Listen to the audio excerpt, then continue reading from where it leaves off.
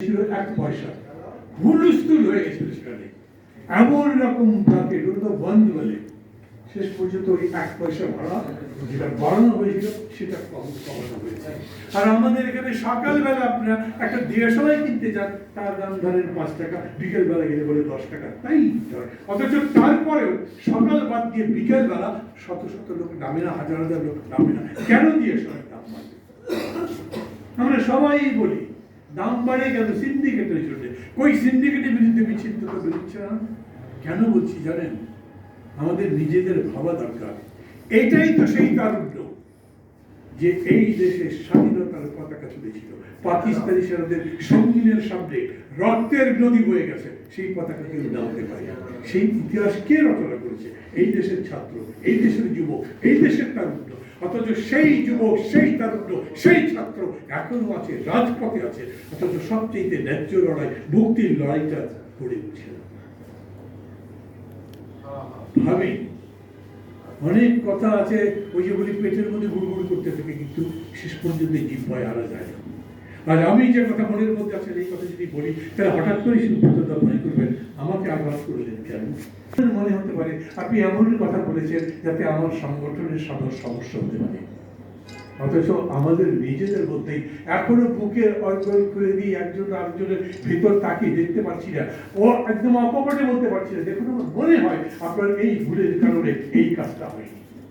এখন পর্যন্ত খোলাখুলি বলতে পারছি না, আলোচনার ভিত্তিতে ঠিক করতে পারছি না অতীতে আবার কি ভুল ছিল। লক্ষ লক্ষ লোক ভেবেছে এখানে যারা আছেন, আমার মনে হয় না কারো তখন সেই বয়স হয়েছে যারা 69 দেখেছেন, 70 দেখেছেন। আমি বলি আমি দেখিনি কোন অর্থে, আমি ঢাকা ছিলাম না, চট্টগ্রাম ছিলাম, কিন্তু আমি ছাত্রলীগ করতাম। যেই সংগঠন এই আন্দোলনগুলোতে নেতৃত্ব দিয়েছিল, আমি সেই সংগঠন করেছি, ছাত্রলীগ করেছি, পরবর্তীকালে আমি এসবে আওয়ামী লীগও করেছি। আমি জানি 69 যে মহান গণপুত্থান আমরা বলি, সেই গণপুত্থানে 20 জানুয়ারি আসাদ যখন মারা গেছেন তখনও হাজার হাজার লোক নামে। 24 তারিখে যেটাকে আমরা গণপুত্থান দিবস বলছি, সেই একটা দিন সয়লাভ হয়ে গেছে ঢাকায়। আর এখন আমি দেখি আপনি যদি ডিভিশন হয়ে একটা বিভাগের সম্মেলন ডাকেন, তখন মানুষ পায়ে হেঁটে যায়, নদীতে নৌকা থাকে না, ফেরি থাকে না, মানুষ সাঁতরে সাঁতরে পার হয় প্রচন্ড ঠান্ডার মধ্যে, উন্মুক্ত আকাশের নিচে, মাঠের উপরে লেপ কাঁথা কিচ্ছু নাই, তার মধ্যে শুয়ে থাকে। 2 দিন পরে যদি মাঠের মধ্যে না ঢুকতে পারে, এই কারণে ওইখানে অবস্থান গ্রহণ করে যাতে সভা ঠিক মতো শোনা যায়। সাংবাদিককে জিজ্ঞেস করছে, আমি পড়ে দেখেছি, আপনারাও পড়েছেন, বলেছে একদিন আগেই কেন এই ঠান্ডার মধ্যে আছেন? বলেছে কিছু একটা তো হবে, এই জন্য আসছি, আমরা তাদের কাছে অপেক্ষা করছি কি কথা হয় শোনার জন্য। প্রতিটা বিভাগীয় সম্মেলন আমি প্রায়ই বলি একটা গণ অভ্যুত্থানের মতো। আর তারপরে সেই মানুষগুলো যখন লক্ষ লক্ষ এখানে এসে জড়ো হলো, সেই মানুষগুলো কিন্তু বড় সফল অভ্যুত্থানের জন্ম দিতে পারলো না। কেন? ওই মানুষের দোষ? কেন আমার দোষ? কেন পারলাম না? কেন পরিবেশের দোষ? অথচ আমি আজও বলি, আমি মনে করি কেউ আমার সঙ্গে কথার ক্ষেত্রে এতটুকু বিরক্তি করবেন না যে সমস্ত মানুষ বাংলাদেশের এই রাস্তায় বেরিয়ে সামনে যাকে পান জিজ্ঞেস করে দেখেন, গভর্নমেন্টের পক্ষে, সরকারের পক্ষে, সরকারের প্রধানমন্ত্রীর পক্ষে কেউ কোনো কথা বলে কিনা? 100 জনের মধ্যে 95 জন মানুষ বলবে এই সরকারকে এক মুহূর্ত দেখতে চাই না। অথচ এই সরকারটাই দাপিয়ে বেড়াচ্ছে 15 বছর ধরে। আমরা তাকিয়ে থেকে দেখছি, বুকের ভেতর পুড়ে যাচ্ছে, কিন্তু তারপরে দাঁড়িয়ে বলতে পারছি না এখন পর্যন্ত, হয় তুই নইতে হবে, হয় তুই থাকবি, না হলে আমি থাকবো। সেই রকম করে দাঁড়াতে পারিনি, তাতে পরিবর্তন হচ্ছে না। আজকে সময়টা সেটা।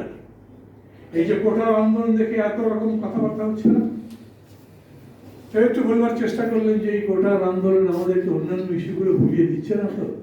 আমি বলি আমাদের স্মৃতি এত যদি অপভ্রংশ হয়ে, এত যদি নষ্ট হয়ে যায়, তাহলে তার জন্য তো আপনি ওদের দোষ দিতে পারবেন না, আপনার স্মৃতিকে আরো শানিত করবার চেষ্টা করেন। এমন নয় গতকালকে যে ঘটনা হয়েছে 2 দিন কথা ভুলেই দিতে হবে। আমরা যদি মুক্তিযুদ্ধের কথা এতদিন পর্যন্ত জীবিত রাখতে পারি, আমরা যদি বিশ্বযুদ্ধের কথা বলে রাখতে পারি, তাহলে আমরা আমাদের সুখ দুঃখের কথা 20 বছর 25 বছর আগে দুঃখ কষ্টের কথা বলে রাখতে পারবো না। এটা তো হতে পারে না। আমাদের মনের মধ্যে আছে, হয়তো মনের মধ্যে আরো ব্যক্তি কিছু আছে যা এই স্মৃতিকে দাবিয়ে রাখে, সে থেকে উস্কে দিতে পারে না, সামনে দিতে পারে না, সেই জন্যই সামনে যেতে পারছি। বক্তব্য হচ্ছে আমরা যারা যারা আছি সবাই মিলে আজকে যদি মনে করি যা চলছে, আবার বলি ওরা বলেছে, আমি দেখলাম কালকে রাত্রেবেলা হঠাৎ করি ফেসবুকে দেখলাম যে কোটা আন্দোলনে এখন একজন সমন্বয়কারী আছেন, নাম বলছি না, তিনি বলেছেন আমরা একদিন বিরতি দিচ্ছি, তারপরে আবার কিছু প্রচার করবো, তারপরে আবার নাম দেব। আর ওইদিকে সরকারের পক্ষ বলেছেন আমরা তো নিজেরা কিছু করিনি, আদালত করেছে, অতএব আদালতের কাজ আদালত সমাধান করবে, সুপ্রিম কোর্টের কাছে অ্যাপিল করবে সরকার। মানে কি দাঁড়াচ্ছে, গভর্নমেন্ট তো কোটা বাতিল করে দিয়েছিল, আদালত সেটা আবার ফিরে আনবার চেষ্টা করেছে, আবার বড় আদালত সেটা যদি বাতিল করে দেয় আন্দোলন সেখানেই শেষ। কি হবে বলুন তো? 3 দিন পরে সুপ্রিম কোর্ট যদি বলে না আমরা সরকার যে প্রজ্ঞাপন দিয়েছিল সেটার পক্ষে আছি, আমরা অন্তর্বর্তী মাঝে যে আদেশ দেওয়া হয়েছিল ওটা স্থগিত করা সেই আদেশের সঙ্গে নাই। ওরা তো বলেছে আমরা পড়ার টেবিলে চলে যেতে চাই, তোমরা এই কোটার যে বাতিল করবার যে আদেশ দেওয়া হয়েছে কোটা আবার পুনর্বহাল করবার জন্য কোর্ট যে আদেশ দিয়েছে সেইটা প্রত্যাহার করা হলে আমরা আবার টেবিলে চলে যেতে চাই, লেখাপড়া করব। ওদেরকে ডাকতে পারবেন, বেগম জিয়ার জান বাঁচাতে চলো রাস্তায়, বলতে পারবেন এত জিনিসপত্রের দাম বেড়েছে, তোমার পিতার জীবন নাশ হওয়ার অবস্থা, তোমার পরিবার কষ্টে থাকছে, চলো আমাদেরকে রাস্তায় যেতে হবে। বলতে পারবেন আমার স্বাধীনতা সার্বভৌমত্ব নিয়ে আর প্রশ্ন দেখা দিয়েছে, চলো আমাদেরকে তার বিরুদ্ধে প্রতিরোধ করে দিতে হবে। তারা ফিরে আসবে? আর যদি এই আন্দোলনে আবার ফিরে না আসে, তার 7 দিন 10 দিনের মধ্যে নতুন করে অত বড় আর একটা আন্দোলন বানাতে পারবেন? এই আন্দোলন চলতে চলতে, তাই তো আমার ভাববার কথা ছিল এই আন্দোলন ওরা থাক বা না থাক, এই আন্দোলনের যে প্রতিক্রিয়া, যে প্রভাব সমাজের মধ্যে রেখে দেবে, সেই প্রভাবটা ধরেই আমরা যেন সামনে যেতে পারি। বলে না kiss the iron when it is red. এখন আন্দোলন সেই সময় যখন উত্তাপ আছে, সেই উত্তাপ নিয়ে আপনি পরবর্তী পর্যায়ে যাবেন, তো একটা সিঁড়ি থেকে পরবর্তী সিঁড়িতে উঠবার জন্য ধাপ সামনে যাতে যেতে পারে তার ব্যবস্থা করবেন। তো তা যদি করতে না পারি তাহলে আমাদের দেশে আমরা যতই বক্তৃতা করি, যেগুলি করতে থাকি, এইগুলো করে কিছু হবে না। আমি আবারও বলি, আমার কাছে মনে হয়েছে যতগুলো বিভাগের সম্মেলন হয়েছে প্রত্যেকটা এক একটা অভ্যুত্থানের মতো। কারণ যত বড় সমাবেশ হয়েছে বিভাগে একটা, এমনকি ময়মনসিংহে যেটা এখনো ভারতের বিভাগ হয়নি, সেই রকম বড় সমাবেশ মিছিল এমনকি 69 গণ অভ্যুত্থানে হয়নি।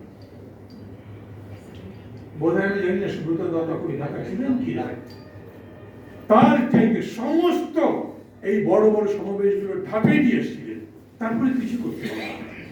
এখন ভাবতে হবে না আবার আন্দোলন যখন করবেন আর একটা 28 অক্টোবর ফিরবে না, আবার যখন সমাবেশ করবেন তখন সরকার এইরকম নির্দয়ভাবে ষড়যন্ত্র করে নিজেরা পরিশোধটা করে আবার আপনাদের কাঁধে চাপিয়ে দিয়ে আন্দোলন ধ্বংস করবার চেষ্টা করবে না। কি করবেন তখন? সময় এখনই। রুখে দাঁড়াতে, ওদেরকে পরাজিত করতে, ঘুরে দাঁড়াতে সবাই এখনই। কিন্তু সেটা আবেগের ভিত্তিতে বলছি না। আমার বক্তৃতার মধ্যে যদি মনে করেন খুব আবেগ দিয়ে আমি বক্তৃতা করছি না, এটা অনেক দিন ভাবতে ভাবতে প্রতিনিয়তই ভাবি। রাজনীতি তো আমাদের কাজ, সেই রাজনীতির কথা ভাবতে ভাবতে যেটা বোধে আসে, যেটা বিবেচনায় আসে, যেটা মনে হয় এটাই করা ঠিক ছিল, সেই কথাগুলি আপনাদের কাছে বলছি। এটা আবেগের ফসল নয়। আমাকে আবার দাঁড়াতে হবে সাথে, আবার দাঁড়াতে হবে। 28 অক্টোবর হোক, যে কোনো সময় হোক, যেরকম করে দাঁড়িয়েছিলাম সেই রকম করে দাঁড়াতে হবে। সাহেবগুলো বললেন এই বছরের মধ্যে সিদ্ধান্ত নিয়ে যাতে সরকারকে বিদায় করতে পারে। যদি তা হয় তাহলে সবাই মিলে কথা বলে। সুব্রতকে দেখতে পারেন না? ঠিক আছে, উনি ওনার জায়গায় থাকুন। মাহমুদুর রহমান মান্নাকে দেখতে পারেন না? মাহমুদুর রহমান মান্না তার জায়গায় থাকুক। কিন্তু একই দিন, একই রকম কর্মসূচি, একই লক্ষ্যে করতে পারি না।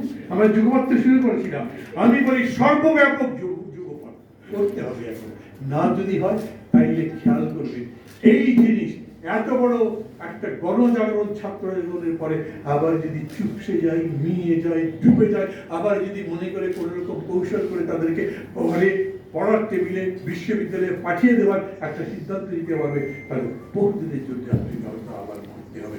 যদি এর মধ্যেই পেছনের ঢেউ সামনের ঢেউকে ছাড়িয়ে নিজে জায়গা করে নিতে না পারে। কথা লম্বা করবো না, কারণ হচ্ছে সাবজেক্টের ভিত্তিতে যদি কথা বলতে পারেন তাহলে এক কথাই বলবো বাংলাদেশের স্বাধীনতা সার্বভৌমত্বের যে কথাবার্তাগুলো আমরা বলছি সে কথা ঠিক, কিন্তু বলে ভারতের কি দোষ? ভারত তো চায় যে পারবে বাংলাদেশের এই দিক ওদিক যত দিক যে পারে তারা যোগাযোগ করবে, এই পার থেকে ওই পারে যাবে, সেভেন সিস্টারের সাথে কানেকশন করবে। আপনি দিচ্ছেন কেন?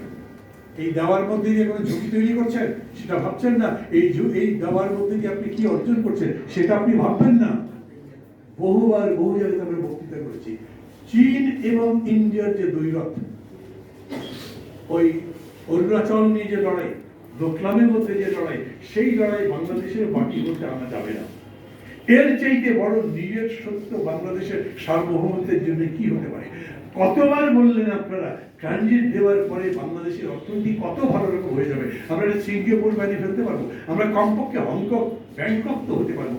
কিছুই হতে পারবেন না, কারণ আপনারা নিজেরাই বলেন ওদের কাছে ট্রানজিটের সঠিক মাসুল চাইতে আমাদের লজ্জা করে। এবং তারপরে এখন যেটা করেছেন সেটা তো ঘরের মধ্যে তাদের দৃষ্টি ফেরবার সুযোগ করে দিয়েছেন। সেটা করেছেন আপনাদের আণবিক চুক্তির যে শেয়ার করবার সিদ্ধান্ত, সেটার মধ্যে সেটা করেছেন। আপনারা যখন যুগ্ম স্যাটেলাইট প্রতিষ্ঠা করবার সিদ্ধান্ত নিয়েছেন, এই সব কিছুর মধ্যে দিয়ে যেটাই হোক নিজেরা নিজেদের ক্ষমতা যা আমরা প্রয়োগ করতে পারতাম সেটা তাদের কাছে জমা দিয়ে দিয়েছে। মাঝে মাঝে বলেন আমি বঙ্গবন্ধুর করতাম, বঙ্গবন্ধু যে খুব বড় কাজ এখানে করে ফেলেছিলেন তা আমি মনে করি না, কিন্তু এটা ঠিক যে উনি এইরকম বলবার ক্ষমতা রেখেছিলেন। যখন তিনি ওআইসিতে গেছেন, যখন প্রশ্ন করেছিল তখন বলেছেন যে আমার নিজের সিদ্ধান্ত নেওয়ার ক্ষমতা আছে। আমি এরকম বলছি না যে মোদির পারমিশন নিয়েই তিনি চীন গেছেন, কিন্তু এটা ঠিক মোদি যেন বিলুপ্ত না হয়, রাগ না করে সেই কাজটা করেছেন। নিজের স্বাধীনতা সার্বভৌমত্ব, নিজের সক্রিয়তা অন্যের কাছে বিসর্জন দিয়ে এইরকম তো হবেই। আর একটা সরকার, একটা পার্টি, একটা নেতা যদি সর্বাংশে দুর্নীতিবাজ হয় তার কাছে ভালো কিছু আশা করতে পারেন? এখন কি করছে, কত রকম বলেছে আমাদের কিছু করার নেই, আইন বিচার স্বাধীন, তারা কোটা বাতিল করে দিলে আমাদের করার কিছু নাই। আবার ওই আদালতে সেটা ঠিক করবে। মাহমুদুর রহমান মান্নার পাসপোর্টে 10 বছর ধরে আটকে রেখেছে, কোন আইনি? আমার পাসপোর্টের মেয়াদ শেষ 5 বছর আগে। আমি কতদিন ধরে বলছি পাসপোর্ট ফেরত দেয়, অন্তত রিনিউয়াল তো লাগবে, তা পর্যন্ত করতে দেয়, একটা হিয়ারিং করতে দেয়। তারপরে বলে আমাদের আদালত স্বাধীন। আমাদের আদালত কতখানি স্বাধীন সেটা আমরা অতীতে দেখি নাই। সমস্ত ক্ষেত্রে তারা এইরকম দুর্নীতি মানে কি নীতিহীনতার চাষ করছে। কোন এক দারোয়ান, কোন এক ড্রাইভার লক্ষ কোটি টাকার মালিক হচ্ছে, তখন প্রধানমন্ত্রী আনন্দের হাসি শুনছে আমাদের অর্থনীতি কত অগ্রগতি করেছে, গরিব মানুষ বড় লোক হচ্ছে। আরে লক্ষ কোটি গরিব আরো গরিব হয়েছে, একটা গরিবকে বড় লোক বানিয়ে ওই যে বলে না সারা অঙ্গের মধ্যে যদি শুকে যায় সমস্ত চুরি, কেবল মুখের মধ্যে পাউডার মাখিয়ে এটাকে খুব চকচক করে রাখলে কি আমাদের স্বাস্থ্য ভালো করতে হবে? এইরকম করছে তারা। দেশের অর্থনীতি, মানুষের জীবন সমস্ত কিছু দিনরে ছিপড়ে করে একদম শুষে নিয়ে বাংলাদেশটাকে একটা ছোবরার মতো বানিয়ে ফেলবার পরে এখন তারা চেষ্টা করছে চীনের কাছে গিয়ে কিছু করা যায় কিনা। কারণ আমাদের রিজার্ভ শূন্য, আমাদের অর্থনীতির অবস্থা খারাপ, আমরা আমাদের জিনিসপত্র যা খুবই প্রয়োজন সেটা ইম্পোর্ট করতে পারি না, আমরা গ্যাসের টাকা দিতে পারি না, বলে গ্যাস আপনাকে ওরা দেবে কিনা, এরপরে বিদ্যুৎ পাবে কিনা কয়েকদিন পরে সেটা নিয়ে পর্যন্ত প্রশ্ন আছে। তখন মোদিকে এটাই তারা বুঝিয়ে যাবে, ইন্ডিয়াকে বুঝিয়েছে তোমাদের সাথে আমাদের আত্মার সম্পর্ক, ওদের সাথে আর্থিক সম্পর্ক করতে দাও, এরকম বলেছে না তারা। কিন্তু এইবার দেখা যাচ্ছে পররাষ্ট্রমন্ত্রী নিজেই বলছেন না, আমরা যে আলোচনা করেছি সেই ডিসকাশন টেবিলে আমাদের এই বিষয়ে কোনো এজেন্ডা নেই, কেবল বিশটা মেমোরেন্ডাম। আমি বলি এই ধরনের বেশি চালাকিবাজি করবার কারণে এই সরকার এমন একটা বিপদ টেনে আনছে, নিজের অর্থনীতি রক্ষা করতে পারবে না, নিজের স্বাধীনতা সার্বভৌমত্বের ব্যাপারে সমস্ত ধরনের সারেন্ডার করবে, দেশের অর্থনীতির সংকট হবে না, জিনিসের দাম কমবে না, বিনিয়োগ বাড়বে না, মানুষের চাকরি কিছু হবে না, এবং এই কারণে দেশের মধ্যে একটা হাহাকার তৈরি হবে। খেয়াল করবেন, আমি সবার জন্য বলছি দুর্ভিক্ষ মানে বিপ্লব নয়, দুর্ভিক্ষ হলেই বিপ্লব হয় না, দুর্ভিক্ষের লক্ষণ দেখা দিলে সেখানে একটা বিশাল গণ আন্দোলন হয় না। যদি রাজনৈতিক দল না থাকে যারা এইগুলো বুঝে জনগণকে আগে থেকে সজাগ করে পথে না নিতে পারে, তাই আপনি পারবেন না। ওরা সজাগ, ওরা আগেই বলছে। আমরা আগে যখন বলেছিলাম দেশটা শ্রীলঙ্কার দিকে চলে যাচ্ছে, তখন কত রকম গালাগালি করেছে আমাদের কাছে, আমাদের বিরুদ্ধে। আর এখন খোদ সরকারি দলের সাধারণ সম্পাদক, বিশাল নেতা, তিনি বলছেন অনেকেই ষড়যন্ত্র করে আমাদেরকে শ্রীলঙ্কা অর্থনীতির দিকে নিয়ে যেতে চায়। তারপরে তারা বুঝছে তারা সেই পরিস্থিতির দিকে যাচ্ছে। আমাদের প্রধানমন্ত্রী পর্যন্ত বলছেন ষড়যন্ত্র চলছে। এটাই সত্যি ভয়াবহ। ওই দানবের মতো একটা বিরাট মুখ নিয়ে অর্থনীতির সংকট আমাদেরকে গ্রাস করতে আসছে। সামগ্রিক এই সংকটের মুখে একসাথে দাঁড়াতে হবে, যেরকম করে হোক। আমি আবার বলি, সুব্রতদাকে পছন্দ হয় না, ভাই আপনি আপনার জায়গায় থাকেন, আমি আমার জায়গায় থাকি, কিন্তু আমরা আমার মতই বলবো।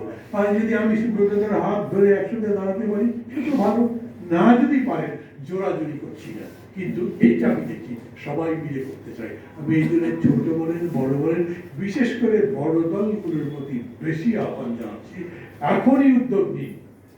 যারা মনে করছেন যে দল গুছিয়ে তারপরে আন্দোলন করবো, তারা ভুল করে। আন্দোলনের মধ্যে দিয়েই দল বসানো হয়। দল দুর্বল অবস্থাতে হয় আপনারা নিজেদের কথা মনে করেন।